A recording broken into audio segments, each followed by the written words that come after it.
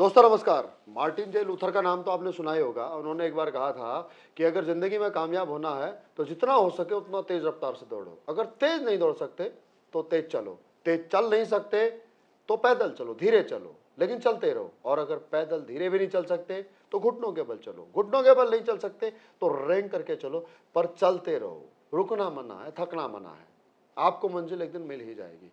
और इन्हीं चंद लाइनों को चरितार्थ किया है आज के हमारे गेस्ट, हमारी कंपनी के upcoming royal diamond mister Bhanwar Singh Naruka sir ने। भंवर सर, आपका बहुत बहुत स्वागत है आज हमारे इस चैनल पर। अब मैं बहुत आज सर रोमांचित महसूस कर रहा हूँ अपने आप को कि मुझे आज आपसे बहुत कुछ सीखने को मिलेगा।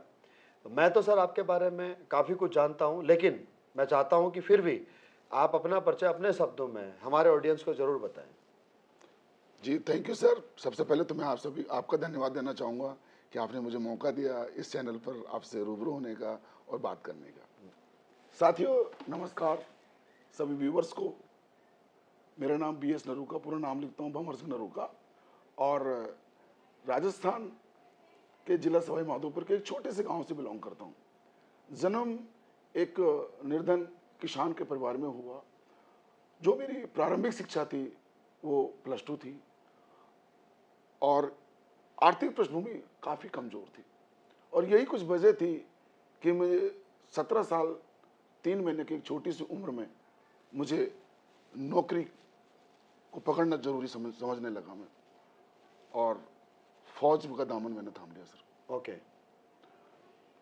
एक वो कच्ची उम्र जिसमें बच्चे खेलने की सोचते हैं, गिल्ली डंडा खेलते हैं, फुटबॉल खेलते हैं, उस उम्र में मुझे कमाने की सूझ रही थी। हाँ, देशभक्ति का जज्बा तो था, लेकिन कहीं न कहीं पेट की, परिवार की जरूरत भी थी। जी जी। और यही कुछ वजह थी कि मैं आर्मी में चला गया। ओके। एज ए क्लर्क के तौर पर, सिपाही क्लर्क के तौर पर मैं एनरोल हो गया। ओके।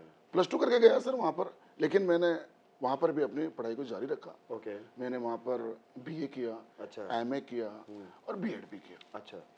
और ऐसे में जीवन में आगे बढ़ रहा था।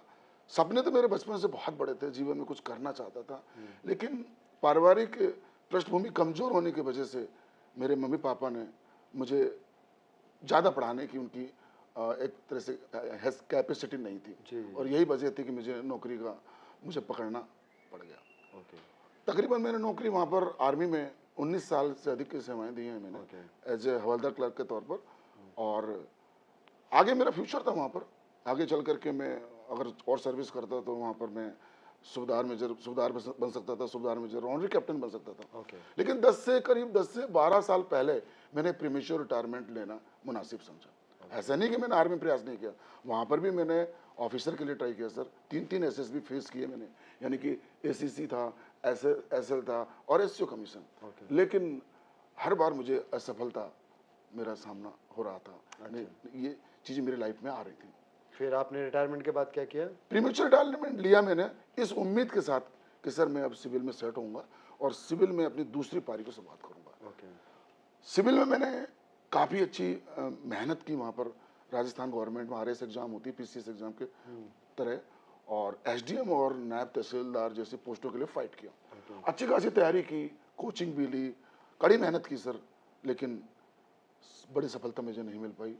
हालांकि मैं प्री क्वालिफाई हुआ, मेंस क्वालिफाई हुआ और मैं इंटरव्यू तक भी गया, RPS अजमेर था, लेकिन फाइनल सिलेक्शन नहीं हुआ। शायद नियति को कुछ और ही मंजूर था। करेक्ट। लेकिन इस प्रोसेस में सर मैं आपको बताना चाहूँगा कि मैं सेकंड ग्रेड टीचर का बन गया, वरिष्ठ अध्यापक राजस्थान गवर्नमेंट में।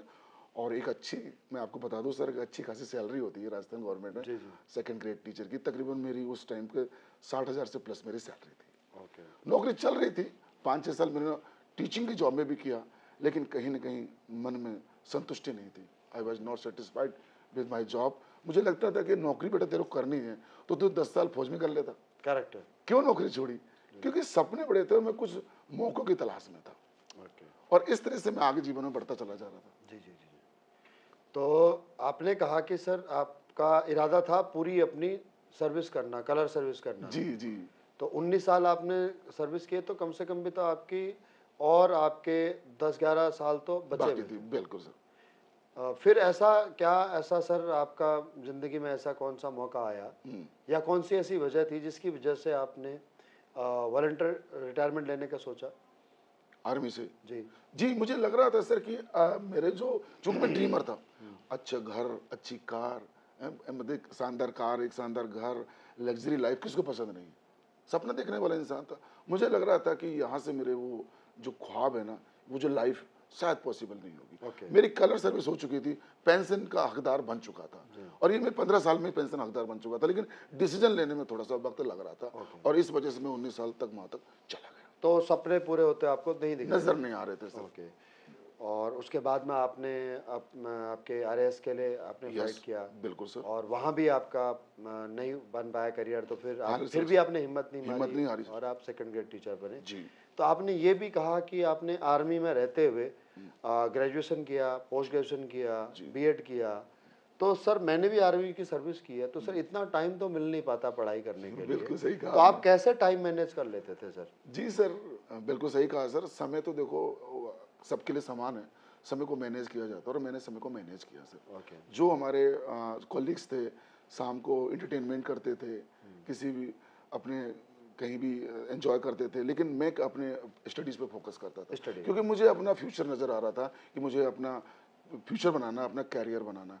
तो बहुत ही छोटी सी उम्र में मेरे अंदर मैच्योरिटी लेवल आ चुका था, और यही वजह थी कि मैंने स्टडीज़ पे फोकस किया कि भाई अभी तेरी जो पढ़ाई है ना +2, ये पर्याप्त नहीं है, तेरे को कम से कम बीए करना पड़ेगा, आगे चल करके तेरे को एमए भी करना होगा, और अगर टीचिंग लाइन में जाना चाहता हो तेरे को बीएड भी करना होगा। तो मेरा यही था कि मैं कम से कम टीचर बन जाऊं, मैं सेकंड ग्रेड का टीचर बनूं या लेक्चरर बनूं, आगे चल के मेरा पीएचडी का भी इरादा था, ओके। और मैं आगे चल के कॉलेज लेक्चरर या फिर मैं प्रोफेसर की पोस्ट के लिए भी मैं फाइट करने का इरादा था। मुझे इसी लाइन में जाना था, टीचिंग जॉब में, और ये वजह थी कि मैंने बीएड किया सर। चलो बहुत बढ़िया सर। तो AWPL आपकी पहली नेटवर्क मार्केटिंग कंपनी है, या नेटवर्क मार्केटिंग को आप पहले से जानते थे? सर मैं आपको बताऊं तो डायरेक्ट स्लीपेस वेलनेस मेरी पहली कंपनी नहीं है। ओके। असली डायरेक्ट सेलिंग प्लेटफॉर्म के बारे में अगर कहूं तो मैं 2009 में संपर्क में आ गया था। 2009 में? 2009 में, तकरीबन आज से 15 साल पहले। जी हाँ। और हमारे एक मित्र, में आर्मी में सर्विस कर रहा था उस दरमियान, यॉल कैंप की बात है, धर्मशाला में, वहाँ पर हमारे एक मित्र थे, तो उनके माध्यम से इस इंडस्ट्री के जानने का और समझने का मौका मिला। तो मुझे लगा कि वाकई में ये बड़ा प्लेटफॉर्म है और यहाँ से मेरे सपने पूरे हो सकते हैं, और कहीं ना कहीं मैंने वहाँ से मानस बना लिया, माइंड मेकअप किया, और मैंने काम की शुरुआत की। ओके। सर उसमें आगे बढ़ रहा था, तकरीबन मैं 1.5-2 साल काम कर चुका था as a part time, job के साथ पैरेलल कर रहा था। जॉब के साथ? हाँ, बड़ा मुश्किल होता होगा? बहुत चैलेंजिंग था, कई बार दिक्कतें का सामना करना पड़ा मुझे, शिकायतें भी हुई, लेकिन कैसे निकला मैं जानता हूँ। लेकिन फिर मैंने डिसाइड किया कि भाई अब मुझे है ना, अगर इस डायरेक्ट सेलिंग कंपनी में अपना फ्यूचर देखना है, करियर बनाना है, तो तुम्हें नौकरी छोड़नी पड़ेगी। ओके। और मैंने डिसाइड किया सर प्रीमेच्योरली नौकरी छोड़ने का। ओके। तो वो वजह थी डायरेक्ट सेलिंग, जिसकी वजह से आपने जॉब छोड़ी, जो कि डायरेक्ट सेलिंग से आपका करियर बन सकता है, ये आपको दिखा। ये मुझे एहसास हुआ। ओके। हाँ। तो फिर वो कंपनी आपने क्विट क्यों की? क्यों जी आपको वहां पर अपने सपने पूरे होते हुए नजर क्यों नहीं आ रहे थे, बिल्कुल, जो शुरुआत में आपने देखे थे? बिल्कुल सर, मैं बताना चाहूँगा सर कि जब मैंने ज्वाइन किया ना, तो तब तो मुझे इतना नॉलेज नहीं था। वो फर्स्ट कंपनी थी हाँ, आपकी? फर्स्ट कंपनी थी, तो मुझे इतना जानकारी नहीं थी, लेकिन मुझे पावरफुल लगा। लेकिन ज्यों ज्यों मैं आगे बढ़ता जा रहा था, त्यों त्यों मुझे एहसास हुआ कि बगलों को मारो पंखों का ढेर। बगलों को मारने से सर पंख ज्यादा निकलते हैं, ओके। ये मांस ज्यादा निकलेगा। हाँ। क्योंकि मांस तो जब निकले जब हो उसमें, हो। क्योंकि अपने आप में कमजोर होता है बगुला। जी जी। तो अच्छा। हकीकत में कहूँ तो एक कमजोर प्लेटफॉर्म मेरे हाथ लगा था। ओके। मेहनत तो खूब कर रहा था, लेकिन पंखों का ढेर लगा रहा था, लेकिन मांस नहीं निकला। ओके। तो तकरीबन 2-2.5 साल उसमें काम करने के बाद पूरी मेहनत के साथ, पूरी डेडिकेशन के साथ काम किया, लेकिन सक्सेस नहीं मिली सर। और मुझे ऐसा लगा कि शायद मेरी लाइफ है ना एक गलत डायरेक्शन में जा रही है, और फिर मैंने एक फैसला लिया कि मुझे इसको क्विट करना चाहिए, ओके। और मैंने क्विट किया। ओके। फिर मैंने राजस्थान गवर्नमेंट में आकर के पीसीएस आरएस एग्जाम की तैयारी की, और वहाँ से फिर उसमें तो क्वालिफाई नहीं हुआ, लेकिन मैं सेकंड ग्रेड टीचर बन गया। मतलब आपने रिटायरमेंट लिया था डायरेक्ट सेलिंग के लिए, नहीं तो आपका कोई इरादा नहीं था? नहीं था। और रिटायरमेंट के बाद में आप उस कमजोर प्लेटफॉर्म की वजह से उस पर कामयाब होते हुए नहीं आप नहीं। दिखे, हाँ तो आपने फिर क्विट कर दिया। जी।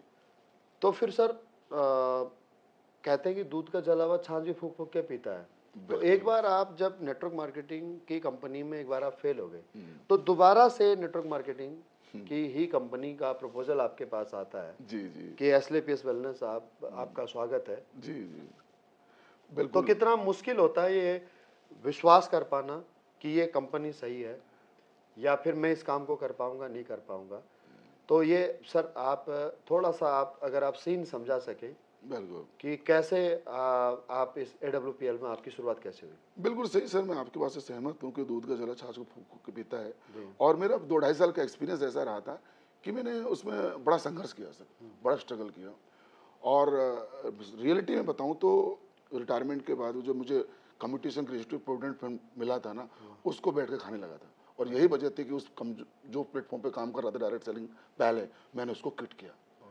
क्विट करने के बाद जब टीचिंग का जॉब कर रहा था, जब फिर ये प्रपोजल, जब ये कॉन्सेप्ट मेरे पास दोबारा आया, तो मैंने कहा कि मैं टोटली नेगेटिव था, ओके। क्योंकि पहले मैं ठोकर खा चुका था। जी।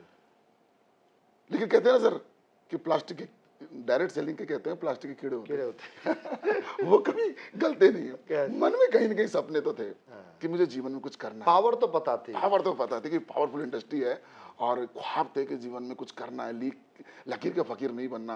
मतलब एक अच्छा घर, एक अच्छी गाड़ी, अच्छा बैंक बैलेंस, विदेशों में घूमना, अच्छी लाइफ, किसको पसंद नहीं, मुझे ही पसंद थी सर। तो मौके की तलाश में था, लेकिन विश्वास नहीं हो पा रहा था। और सर मैं आपको बताऊं कि हमारे मित्र हैं, और आज मित्र मेरे मेंटर हैं, मेरे आदर्श हैं, मेरे गुरुजी हैं रामवीर सिंह जी, जो कि आर्मी से हमारी उनकी हमारी दोस्ती थी। तो फेसबुक के माध्यम से संपर्क हुआ। अच्छा। और उन्होंने मुझे समझाया भंवर सर कि एक डायरेक्ट सेलिंग कंपनी है जिसमें आप अपना फ्यूचर बना सकते हो, करियर बना सकते हो।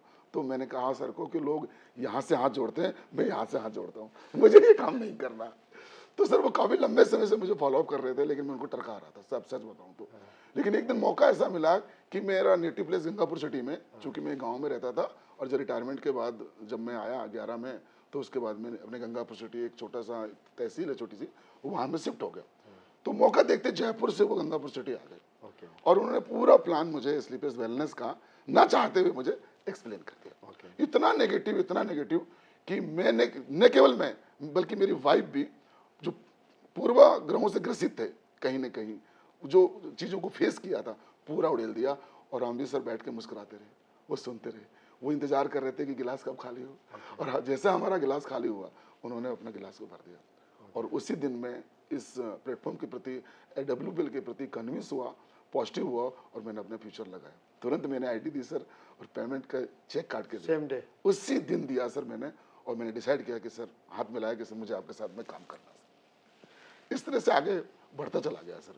दो बातें सर बहुत आपने यहाँ से महत्वपूर्ण दे दी मेरे को अपनी ऑडियंस को बताने के लिए कि एक तो ये कि फॉलोअप में बहुत बड़ी ताकत है, और दूसरा ये कि कितना भी नेगेटिव व्यक्ति हो उसे भी पॉजिटिव किया जा सकता है, बट अगर आपके अंदर लिसनिंग हैबिट हो, लिसनिंग एटीट्यूड अगर आप हो तो आपके अंदर, तो वो रामवीर सर ने आपके सामने बिल्कुल बिल्कुल दोनों चीजें, देखा जाए तो, दोनों ब्रह्मास्त्र का इस्तेमाल किया। देखा जाए तो सर मैं कहूंगा कि तकरीबन 6 महीने तक मेरा फॉलोअप किया, 6 महीने और तक मैं follow टरका रहा किया। था एवरी टाइम। और आपके घर में बैठ करके 2 घंटे तक आपकी बात भी सुनी उन्होंने बड़े धैर्य से। वो आपके फेलियर का रीजन नहीं थे। हाँ ना, आप अगर वहां पर ग्रोथ नहीं कर पाए, अगर आपका तो मेरी करियर वजह थी। नहीं बन पाया, हाँ। नहीं वो आपकी वजह जो भी रही हो, लेकिन रामवीर सर तो बिल्कुल वजह नहीं बिल्कुल थे, वजह नहीं थे। बिल्कुल। लेकिन बावजूद उसके, क्योंकि नेटवर्क मार्केटिंग कम्युनिटी से थे, तो इस वजह से आपने अपने मन की भड़ास निकाली रामवीर सर को निकाली, और रामवीर कि सर यहाँ ने कुछ पूरी नहीं तरह होता। से सुना, बिल्कुल सहनशीलता के साथ में, पेशेंस के साथ में आपको सुना। ये दो बहुत बड़े मैसेज हैं दोस्तों। तो नेटवर्क मार्केटिंग में कहते हैं कि लोग बहुत नेगेटिव हैं, जिन्होंने काम करके कामयाबी हासिल नहीं की है वो लोग बहुत नेगेटिव हैं, और जो नहीं जानते हैं वो भी नेगेटिव है। तो अगर नेगेटिव आदमी को अगर पॉजिटिव कर लिया जाए तो वो रॉयल डायमंड बन सकता है, ये आपके सामने उसका एग्जाम्पल है। तो इसीलिए नेगेटिव लोगों की अगर आप सुनोगे तो ही आप उनको पॉजिटिव कर पाओगे, ये बहुत बड़ा मैसेज सर के यहाँ से आता है। तो अच्छा सर, फिर अब दूसरा, अब यहाँ से अब आपकी शुरुआत हो चुकी थी, ये साल कौन सा था? ये बात है 2017 की सर। 2017 की। जी। तो सर 2017 में जब आपने वापस नेटवर्क मार्केटिंग करना मैं शुरू टीचिंग का किया, जॉब कर रहा था उस टाइम। जॉब कर रहे थे, हाँ जॉब कर रहा तो था। पहले जब आपने जिस कंपनी में आपने काम किया था जी उसमें आपने अपने रिश्तेदार, अपने दोस्त लोगों को जोड़ा होगा? बिल्कुल बिल्कुल। तो वापस इस प्रपोजल को लेकर के जब आप उन्हीं के पास गए कि भाई आ जाओ, दोबारा जुड़ जाओ, अब मैं तुम्हारी और जिंदगी बदल दूंगा, अब वो मौका मिल गया है, तो उनका कैसा रिएक्शन था? बहुत ही, वाकई में बहुत क्या चैलेंजिंग था सर? बहुत चैलेंजिंग था सर। जी। और बड़ी मुझे सुनने को भी मिला। और एक बार का तो वाकया मैं बताऊं आपको कि मेरी कजिन सिस्टर हैं, वो करीब 8 से 10 हज़ार का पूरा पैकेज लेके गई, क्योंकि हमारे मौसा जी को उन घुटनों की तकलीफ थी, घुटनों में दर्द था। तो करीब 10 हज़ार से लगभग प्रोटेक्टो का हमने पैकेज बनाया, ऑर्थो थंडर वगैरह GCL, और पैकेज बना करके लेके गई और सुबह अपने बच्चे के हाथ से वापस कर दिया उन्होंने। अच्छा। बोला कि बहुत बताना मामा जी को कि हमें इन प्रोडक्टों की जरूरत नहीं है। जरूरत नहीं। तो मैंने कहा कोई बात नहीं बेटा, मैंने एक भी सवाल ये नहीं पूछा कि आखिर क्यों मना किया, मना किया? मैंने कोई बात नहीं यहाँ पर रख दी। तो इस प्रकार के चैलेंजेस तो आए सर, लेकिन वही है कि हिम्मत रखी, हारना नहीं सीखा जिंदगी में, क्योंकि मेरा मानना है कि जिंदगी में ना कामयाबी के लिए स्ट्रगल करना पड़ता है सर। देखिए वो तो मैंने जो मैं आपको आपने इंटरप्ट कर मार्टिन, रहा हूँ, हाँ, मार्टिन जे लूथर लूथर वाले, का जो मैंने आपको सर बिल्कुल टैगलाइन से आपको परिभाषित किया है, बिल्कुल तो ये तो बिल्कुल क्लियर है जी, कि फौज में आप गए, आपने आर्मी में ऑफिसर के लिए, कमीशन के लिए आपने 3 ट्राई किए, रिटायर आए, नेटवर्क मार्केटिंग में करियर बनाने के लिए कामयाब नहीं हुए, नहीं हुए, हिम्मत नहीं हारी, आरएस आरएस की की तैयारी तैयारी की, की, वहाँ फेल हो कामयाबी गए। नहीं मिली, सेकंड ग्रेड टीचर, और उसके बावजूद भी हसरत पूरी नहीं हो रही थी, फिर नेटवर्क मार्केटिंग मिली, आज आपने, तो आप हार मान ही नहीं सकते।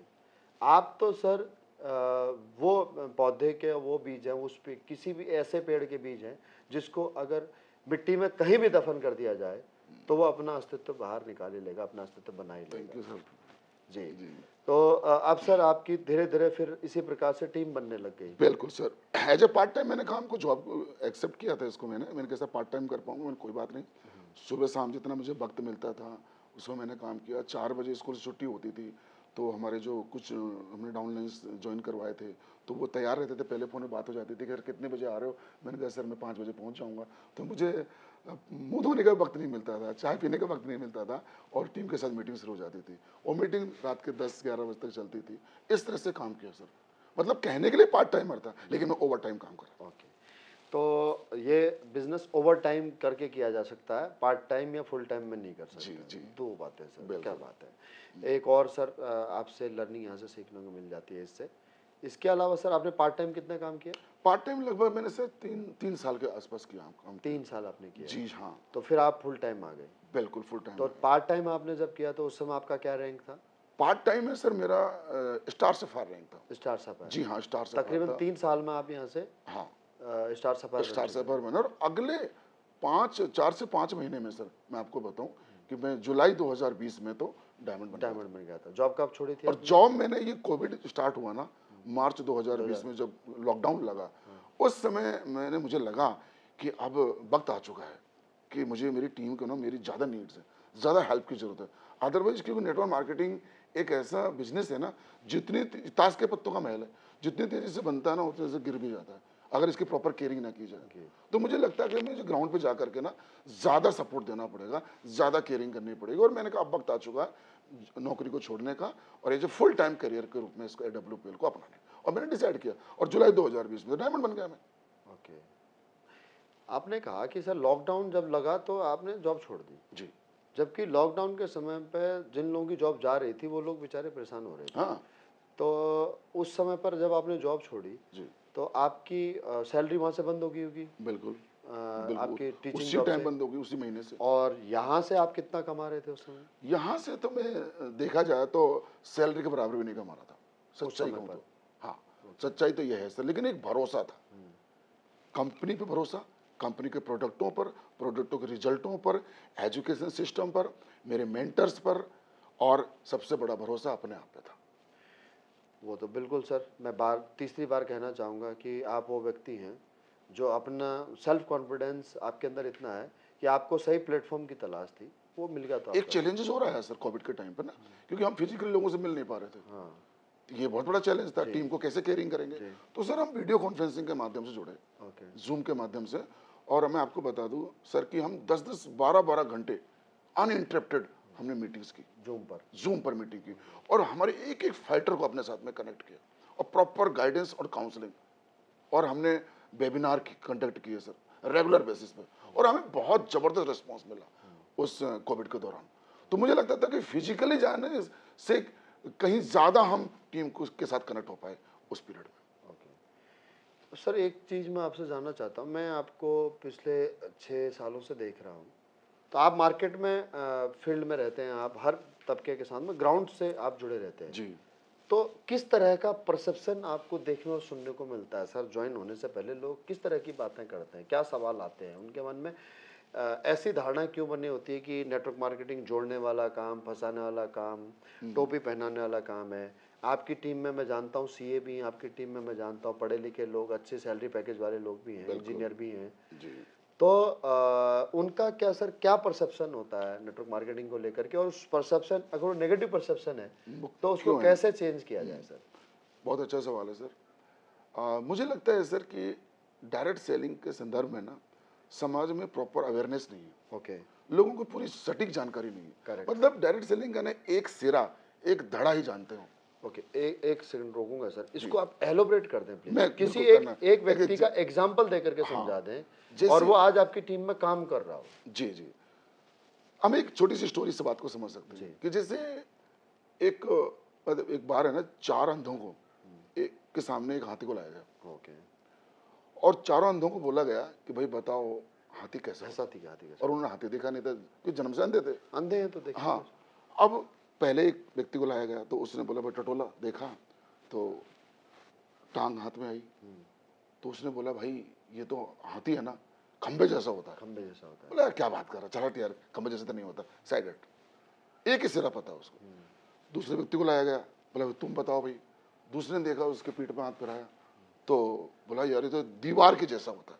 बोला क्या बात कर रहा, नहीं नहीं ऐसा नहीं, पीछे हट, तेरे को जानकारी नहीं, सटीक जानकारी नहीं। तीसरे को लाया गया तो तीसरे ने टटोला तो सूंड हाथ में आ गई। तो बोला भाई साहब ये तो सांप के जैसा होता है। बोला नहीं नहीं क्या बात कर रहा है, तेरे को कोई पूरी जानकारी नहीं है, पीछे हट। चौथे को लाया गया, अब चौथे को पूरा शरीर को टटोला तो उसका कान हाथ में आ गया। जंप करके दिल लगा तो कान हाथ में आ गया। तो बोला यार ये तो है ना हाथी है ना सूप के जैसा होता है, हाँ, सूप मतलब जो जो जिससे अनाज हाँ, अनाज साफ हमारे करते घर हैं। में महिलाएं लेडीज जो साफ करती हैं, हाँ। तो बोला सूप के जैसा होता है। तब व्यक्ति ने बोला जो जो लेकर के आया था हाथी को उन चार अंधों के सामने कि हाथी हाथी जैसा होता है, एक सिरा से हाथी कंप्लीट नहीं होता। कंप्लीट नहीं होता। तो कहीं ना कहीं डायरेक्ट सेलिंग के संदर्भ में ना समाज में पूरी जानकारी नहीं है, एक ही सिरा पता और उसी को लेकर के बोलते हैं कि चैन बनाने का सिस्टम है, जोड़े बनाने का सिस्टम है, इस तरह की बातें करते हैं और भ्रांति फैलाते हैं। चैन कौन नहीं बना रहा? आज एक अखबार बेचता है, वो व्यक्ति घर घर अखबार बेचता है, क्या वो चैन नहीं बना रहा? बिल्कुल। एक दूधिया दूध बेच रहा है घर घर, क्या वो चैन नहीं बना रहा? एक किराना वाला, हॉस्पिटल वाला, एक स्कूल वाला, हर व्यक्ति चैन बना रहा देखा जाए तो। बिना कंज्यूमर का, बिना कस्टमर का नेटवर्क बन ही नहीं सकता। बन ही नहीं सकता। तो ये कहीं ना कहीं मिसकंसेप्शन है मार्केट में, सोसाइटी में। इसकी डेप्थ को समझे तो मैं समझता हूँ कि डायरेक्ट सेलिंग ही दुनिया का वो एकमात्र धंधा है जो कि middle class, upper middle class और लोअर मिडिल क्लास को रिच क्लास में लेके जा सकता है। क्या बात कि व्हाट, बशर्ते के समझ जाएं what is direct selling and why direct selling, direct selling क्या है और डायरेक्ट सेलिंग क्यों करनी चाहिए। इस डेप्थ को समझ जाए ना, तो मैं तो कहता हूँ इससे बेहतरीन रास्ता और कहीं हो ही नहीं सकता। सर, दो आखिरी सवाल, उनके छोटे छोटे जवाब मुझे चाहिए। जी। पहला सवाल तो ये है सर कि जिन लोगों के अंदर आत्मविश्वास नहीं है मैं इस काम को कर सकता हूँ, उनका मनोबल कैसे बढ़ा जाए? बिल्कुल सही और है। दूसरा सवाल है, जिन लोगों को लगता है कि ये बहुत छोटा काम है, मैं घर घर जाकर के प्रोडक्ट सेल नहीं कर सकता या किसी को अपनी कंपनी में जुड़ने के लिए रिक्वेस्ट नहीं कर सकता, ये मेरी शान को शोभा नहीं देता, इन दो सवालों के जवाब चाहिए सर मेरे जी जी जी। पहला सवाल था आपका कि को। आत्मबल कैसे, आत्मबल, बिल्कुल। उसका आत्मविश्वास कैसे बढ़ाया जाए? देखिए सर, मेरा मानना है कि आत्मबल बढ़ाने के लिए ना एक इंसान को ना अपनी संगत को बदलना पड़ेगा। ओके। कि मतलब किन लोगों के साथ आप रहते हो। कहा भी गया ना, बुजुर्गों ने कहा कि जैसी करोगे संगत वैसी हो जाएगी रंगत, जैसा पियोगे पानी वैसी हो जाएगी वाणी, जैसा करोगे आहार वैसा हो जाएगा व्यवहार। क्या बात है सर, वाह वाह वाह। यानी कि हम किन लोगों के बीच में रहते हैं। सिंपल से बात है कि अगर हम 4 शराबियों के बीच में रहते हैं 1 महीना, तो 5वां शराबी हम बनेंगे। 4 जुआरियों के साथ रहते हैं 1 महीना, तो हम 5वें जुआरी हम बनेंगे। लेकिन अगर एक करोड़पति के साथ हमने अगर 1 महीना क्या, मैं कह रहा हूं 1 हफ्ता भी गुजार दिया ना, तो दूसरे करोड़पति की सोच हमारी पैदा होगी। करेक्ट। तो संगत का बड़ा असर पड़ता है सर। मेरा मानना है कि उन लोगों को अपने आत्मबल को बढ़ाने के लिए अपनी, क्योंकि सोच का टॉनिक नहीं है, वजन बढ़ाने का टॉनिक मिल जाएगा आपको, वजन घटाने का टॉनिक मिल जाएगा, हाइट बढ़ाने का टॉनिक मिल जाएगा, लेकिन पूरे डॉक्टर के पास जाएं हम, बोला भाई सोच बढ़ाने को टॉनिक दे दे, तो बोले भाई से कोई टॉनिक ही नहीं है। नहीं। इसके अगर तेरे को सोच बढ़ानी है तो इसके बारे में तो घर जाके सोच ठंडे दिमाग से। तो सोच बढ़ाने के लिए हमें अपनी संगत को बदलना पड़ेगा, हमें क्वालिटी ऑफ पीपल के साथ में रहना पड़ेगा। आपने कई बार देखा भी होगा, रील्स में भी देखा होगा, मैंने भी देखा है कि एक जो खरगोश है वो 3 कछुओं के बीच में रह रहा, कछुआ जो चिपक के चलता है ना जमीन के, वो संगत में रह करके वो भी ऐसे चलने लग जाता है। करेक्ट। तो इस प्रकार की लाइफ में चीजें देखने को मिलती हैं, संगत बदलनी पड़ेगी। Okay. दूसरा सवाल था आपका कि ये मेरे लेवल का काम नहीं। मेरा मानना है सर मैंने ये सवाल आपसे इसलिए पूछा, माफी चाहूंगा इंटरप्ट कर रहा हूँ हाँ, सर, ये सवाल मैंने ना आपसे इसलिए पूछा क्योंकि आपकी जो दोनों जॉब रही है ना विगत आपके आर्मी की, पास्ट में, आर्मी की और टीचर की, जी। और आर्मी में भी आपने सर जो क्लर्क की जॉब की है, आपने सीसी के लिए ट्राई किया, अफसर कमीशन के लिए ट्राई किया, जी। तो मैं ना आपकी वो जो पास्ट इमेज है वो समझ पा रहा हूँ कि आप एक अच्छे लेवल पर रहे हमेशा, बिल्कुल इसी प्रकार से suited booted well maintain, right. Education भी आप graduate, post graduate, BEd, job भी आपकी इतनी रेस्पेक्ट वाली।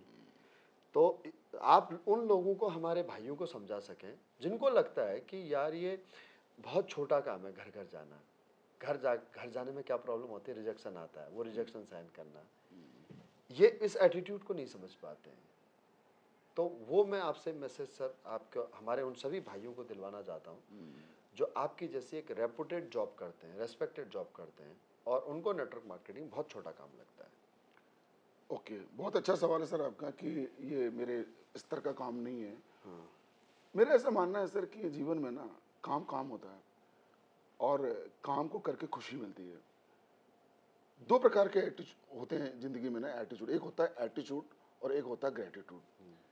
इंसान को जिंदगी में ना एटीट्यूड के बजाय ग्रेटिट्यूड के साथ आगे बढ़ना चाहिए। ओके। यदि इसको प्रोग्रेस करनी है, आगे बढ़ना है तो आपने कई बार देखा होगा, जैसे हम किसी शोरूम में जाएं, शूज के शोरूम में जाएं, तो एक करोड़ों करोड़ों का मालिक है ना, वो खुद अपने हाथ में जूता लेकर के अपने आप को पहनाता है और जूता उतारता है अपना।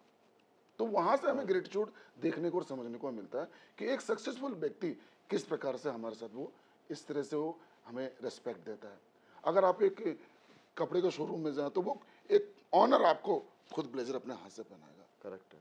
तो हमें जो सफल लोग हैं उनसे सीखने को मिलता है कि जिंदगी में ग्रेटिट्यूड से बढ़े। अगर हम देश के प्रधानमंत्री जी की बात करें, मोदी जी, तो उनका भी ग्रेटिट्यूड देखिए कि वो एक कार्यकर्ता के तौर पर खुद हाथ में झाड़ू लेकर के मैदान में उतर जाते हैं। तो मुझे लगता है कि जीवन में काम करके यदि आपको संतुष्टि मिल रही है और उस काम से आपके परिवार में तरक्की आ रही है और उससे कहीं ना कहीं लोगों का भी समाज में भला हो रहा है, तो मुझे लगता है वो काम छोटा नहीं हो सकता। डायरेक्ट सेलिंग आज मॉडर्न जमाने का वो बिजनेस है, 21वीं सदी का बिजनेस है, जो समाज से बीमारियों, बेरोजगारी दूर कर रहा है। जो 2 ज्वलंत मुद्दे हैं देश के, आज हर घर में व्यक्ति बीमार मिलेगा, हर घर में व्यक्ति, एक यूथ नौकरी के लिए दर दर भटक रहा है। तो आज एस्लीपियस वेलनेस जो डायरेक्ट सेलिंग के क्षेत्र में काम कर रही है, 40 लाख से ज्यादा एसोसिएट को जॉब दे चुकी है। करेक्ट। आप मुझे बताओ ये काम छोटा कैसे हो सकता है सर? जॉब देना, एक बेरोजगार को घर में चूल्हा जल रहा है अगर ये कंपनी के माध्यम से, तो ये तो बड़ी बात है। 40 लाख से ज्यादा लोगों की जो लाइलाज बीमारियां थी, क्रॉनिक डिजीज के अलावा, diabetes, blood pressure, arthritis, allergy के अलावा कैंसर, पैरालिसिस जैसी बीमारियां, बांझपन जैसी केसेस में हमारी कंपनी के प्रोडक्टों से रिजल्ट आ रहे हैं। करेक्ट। तो ये छोटा काम तो हो ही नहीं सकता ना। और इसके पैरेलल अगर मेरे परिवार की आर्थिक परिस्थिति मजबूत हो रही है, भाई मेरे बच्चे अच्छे घर में रहने लग जाएं, ठीक है, और वो भी लोगों की दुआओं के साथ, अच्छी कार भी आ जाए और जीवन में सारी सुख सुविधाएं आ जाएं, तो मुझे लगता नहीं कि ये छोटा काम हो सकता है। क्योंकि जब दुआओं के साथ आपको आगे बढ़ने का मौका मिल रहा है इस काम को करके, तो मैं समझूंगा ये दुनिया का सबसे बेस्ट काम है। क्योंकि मम्मी पापा ने ये सिखाई सर कि काम वो करना बेटा जहां से समाज तेरे को दुआ दे, काम वो हरगिज मत करना जहां से तेरे को बद्दुआ दे, क्योंकि दुआएं बड़ी देरी से लगती है और बद्दुआ और हाय बहुत जल्दी लग जाती। मुझे लगता है इस इंडस्ट्री में लगता है ना, और I am very much confident कि लोग हमको दुआएं देते हैं। जब लोगों की बीमारियां लाखों की खर्चे में जो बीमारियां नहीं हो पाती ठीक, वो हमारे 10 से 12 हज़ार के प्रोडक्टों से ठीक हो जाती। क्या बात। तो मुझे लगता है कि ये काम है ना, ये दुनिया का सबसे बेस्ट काम है और इस काम को करके बड़ी खुशी मिलती है। आपने कहा कि जिस काम को करके आपको खुशी मिलती है, सुकून मिलता है, वो काम कैसे छोटा या छोटा हो बड़ा सकता है ना? हाँ। आपका अगर का इंट्यूशन सही है हाँ, और intention जिस से- काम को आप कर रहे हो वो सही है, ये आपको पता है, बिल्कुल। तो फिर उस काम में शर्म क्यों, शर्म क्या, है ना? बिल्कुल। तो ये बहुत बड़ी बात आपने कही सर। मोदी जी को झाड़ू लगाने में शर्म नहीं आता, हाँ, जूते के शोरूम के मालिक को जूता लेकर पहनाने में पहनाने शर्म नहीं आता, एक आता, ब्लेजर पहनाता है, कपड़े के शोरूम के मालिक को कपड़ा पहनाने में शर्म नहीं आता, हमें किसी तो शर्म। हमें किस बात की शर्म जब हमारा काम सही है और हमारा इंट्यूशन सही है, तो है ना? क्या बात है सर, आज आपसे बहुत लर्निंग मिली। और अब वक्त है सर हमारे उस रैपिड राउंड का। जी मैं आपसे इसमें कुछ सवाल करूंगा, जी। जो आप चाहें तो जवाब दे सकते हैं, चाहे तो इसकी जी जी जी। तो सर आपको कुल कितना समय हो गया यहाँ पर काम करते मेरे हुए? को सर तकरीबन 6 साल का समय को, 6 से अधिक साल को। 3 साल आपके पार्ट टाइम, 3 साल 3 साल आपके फुल टाइम। Full time. जी, तो सर आपकी कुल इनकम? लगभग मेरी यहाँ पर 3.25 करोड़ रुपए। 3.25 करोड़ जी हाँ। रुपए। क्या बात है सर। और फिलहाल आप गाड़ी कौन सी मेंटेन कर रहे हैं? गाड़ी सर मर्सिडीज ई क्लास है। मर्सिडीज ई जी हाँ, क्लास। लगभग 1 करोड़ 1 की करोड़ इसकी के आसपास की कीमत है सर। जी। ओके। इसके अलावा सर देश विदेश के टूर? देश विदेश के टूर में कहूँ तो सर 5 इंटरनेशनल टूर कर चुका हूँ मैं। 5 जी हाँ, जिसमें थाईलैंड, मलेशिया, दुबई, मालदीव और यूरोप। यूरोप में सर फ्रांस की राजधानी पेरिस, इटली का शहर मिलान और स्विट्जरलैंड का ज्यूरिख शहर। यहाँ परिवार के साथ पूरे 1 सप्ताह घूमने का मौका मिला। तो सर जब आप परिवार के साथ यूरोप गए जी तो आपके फैमिली को क्या फीलिंग सर, थी मैं सर? इतना ही कहूँगा कि इतना प्राउड मोमेंट था कि फैमिली की आंख में आंसू थे कि आपने ज़िंदगी में ना सही निर्णय लिया है, सही डिसीजन लिया है, एक सही कंपनी का चुनाव किया है और आपने हमने कभी सोचा भी नहीं था कि आप ये ज़िंदगी दोगे, क्योंकि बचपन से हम क्योंकि हम राजस्थानी हैं, देहाती लोग हैं, गांव के रहने वाले हैं, हमने जहाज़ों को ना नीचे से उड़ते हुए देखा और कहा कि वो देखो वो चील गाड़ी जा रही है। चिल गाड़ी जा रही है। लेकिन आज आपने, जब हम पहले इंटरनेशनल टूर था मेरा, जब मैं शारजाह के लिए उड़ान भरी, मैंने दिल्ली से उड़ान भरी अरेबिया में, तो उसमें जब पहली बार बैठे ना, तब उन्होंने ये बात कही मेरी वाइफ ने कि कहाँ तो एक बचपन में हमने चील गाड़ी को जमीन से उड़ते हुए देखा, आज जब हम बैलगाड़ी में थे, बैलगाड़ी से हमने चील गाड़ी को उड़ते हुए देखा, आज सीधा बैलगाड़ी से आपने चील गाड़ी में लाके बैठा दिया। इससे अच्छी कंपनी और क्या हो सकती है। You are a proud husband, तो बिल्कुल सर, प्राउड फादर। हाँ, तो मेरे डिसीजन को बहुत ही अप्रिशिएट करते हैं मेरे बच्चे, मेरी वाइफ, सभी। और इन टूरों में बाकी में बहुत बड़ी उपलब्धि है गरीब किसान के बच्चे के लिए। डिसीजन को ही नहीं, आपकी मेहनत को, आपके जज्बे को भी सर बहुत जो है अप्रिशिएट करते हैं। Thank you sir. मैं महसूस कर पा रहा हूँ इस बात को। ओके सर, इसके अलावा आप जब AWPL में नहीं थे तो आप कौन सी गाड़ी चला रहे थे? तब सर मेरे पास, मैं रियली बताऊं तो 2001 में मैंने पहली बार साइकिल ली थी, और वो भी सेकंड हैंड साइकिल ली थी, जब मैं आर्मी कैंटोनमेंट एरिया में बरेली में पोस्टिंग थी। रियली बताऊं तो 800 के एटलस साइकिल आती थी उस जमाने में, लेकिन मैं ले नहीं पाया क्योंकि तनख्वाह इतनी होती थी। 300 रुपए के सेकंड हैंड बाइसाइकिल खरीदी। अच्छा। फिर उस पर अपने जीवन की शुरुआत की। शुरुआत के 2-3 साल मैंने वो साइकिल चलाया। फिर मैंने तकरीबन 2003 या 4 में मैंने बाइक ली थी, मैंने स्प्लेंडर बाइक ली। फिर करीब 2017 में जाकर के मैंने महिंद्रा की यूवी गाड़ी ली 100, नहीं जैसे वरुण धवन ऐड करते हैं ना, वो जो 6 सीटर वाली गाड़ी है, वो गाड़ी ली मैंने। और मैं रियली बताऊं, वो 6 सीटर गाड़ी है। तो जब मैंने गाड़ी ली ना, तो बच्चे के साथ हमारा डिस्कशन हुआ, तो हमने उसको लग्जरी गाड़ी समझा। ओके। भले एसयूवी गाड़ी है, तो हमने सोचा कि ये यही लग्जरी गाड़ी होती है। मुझे पता नहीं होता कि वास्तव में लग्जरी गाड़ी तो 50 लाख से शुरुआत होती है। करेक्ट। तो ये यहाँ से मेरी शुरुआत हुई कि पहले साइकिल, फिर बाइक, और फिर करीब 7-8 लाख की मैंने वो महिंद्रा की यूवी गाड़ी ली थी। क्या बात है सर, बहुत बढ़िया। देखिए 300 रुपए की सेकेंड हैंड बाइसाइकिल से लाइफ की शुरुआत हुई जी, और आज 1 करोड़ की मर्सिडीज ई क्लास चला रहे हैं।